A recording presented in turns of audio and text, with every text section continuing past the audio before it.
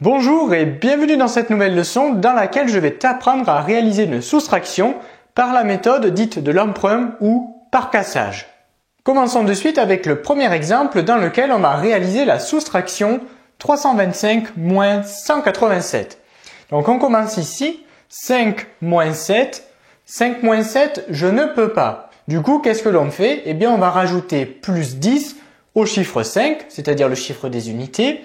Donc j'écris une retenue. Cette retenue, elle signifie plus 10. 10 plus 5, 15. C'est pour cette raison que je peux lire 15 maintenant. Mais attention, ces 10, je ne les sors pas de nulle part. On va les emprunter. C'est pour cette raison que l'on appelle cette méthode la méthode par emprunt. Comme ici, je rajoute plus 10 au chiffre des unités. Ici, 5, c'est le chiffre des unités. 10 unités, c'est la même chose que une dizaine. Eh bien, on va emprunter ces 10 unités ici, au chiffre des dizaines. On va donc emprunter une dizaine. Du coup, je n'ai plus 2 dizaines. J'en emprunte une. Il m'en reste donc une. Je casse cette dizaine. C'est pour cette raison qu'on appelle également cette méthode la méthode par cassage. Donc, je casse cette dizaine parce que j'ai besoin de récupérer une dizaine pour ajouter ici 10 unités. Du coup, je n'ai plus 2 dizaines, j'en ai plus qu'une. Maintenant, je peux continuer ma soustraction ici. 15 moins 7, 8. On continue. Maintenant, je n'ai plus 2 moins 8, j'ai 1 moins 8.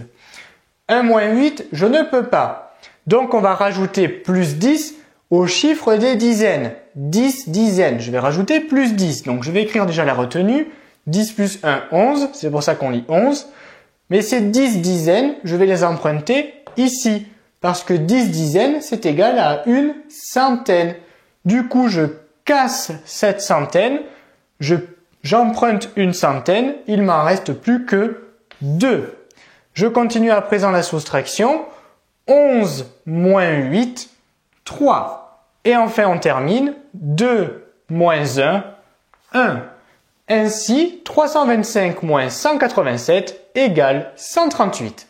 Continuons à présent avec le deuxième exemple dans lequel on va réaliser la soustraction 7530 moins 2917. On commence ici, 0 moins 7, je ne peux pas. Du coup, je vais rajouter plus 10. Alors ici, c'est plus 10 unités, parce que 0, c'est le chiffre des unités. Et ces 10 unités, je vais les emprunter ici. 10 unités, c'est égal à une dizaine. Du coup, je casse cette dizaine, j'emprunte une dizaine, il m'en reste plus que 2. Je continue ma soustraction. 10 moins 7, 3.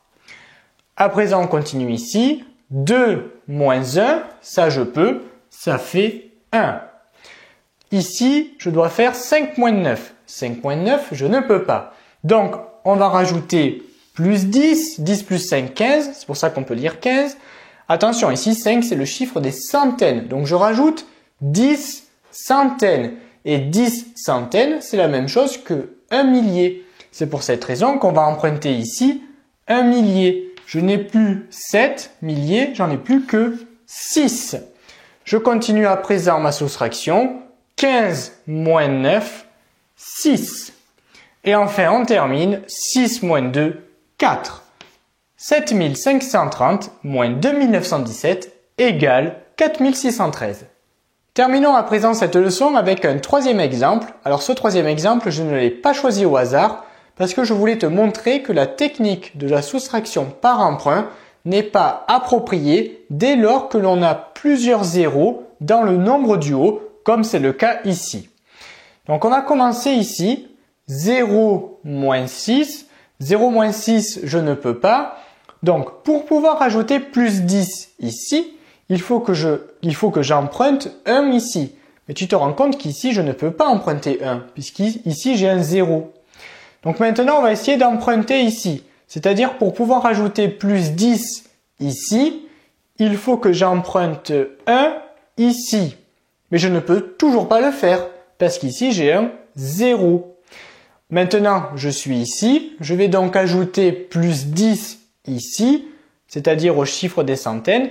Et pour pouvoir ajouter plus 10, il faut que j'emprunte 1 ici. Ah, là, on se rend compte que l'on peut enfin le faire. Donc ici, je peux rajouter plus 10. Plus 10 centaines, parce qu'ici, ce 0, c'est le chiffre des centaines. 10 centaines, c'est la même chose que 1 millier. Donc j'emprunte 1 ici.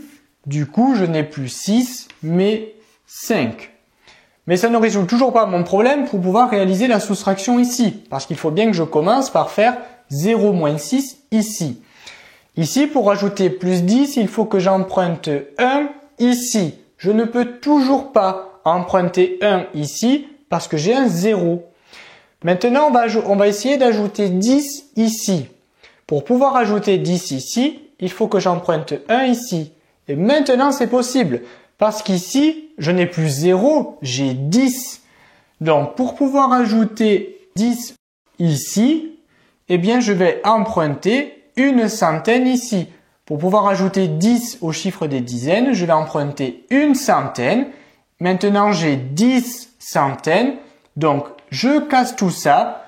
Je n'ai plus 10 centaines. À présent, j'en ai plus que 9. Mais on ne peut toujours pas réaliser la soustraction ici. 0 moins 6. Pour pouvoir ajouter 10 ici, il faut que j'emprunte 1 ici. Et maintenant, je peux le faire.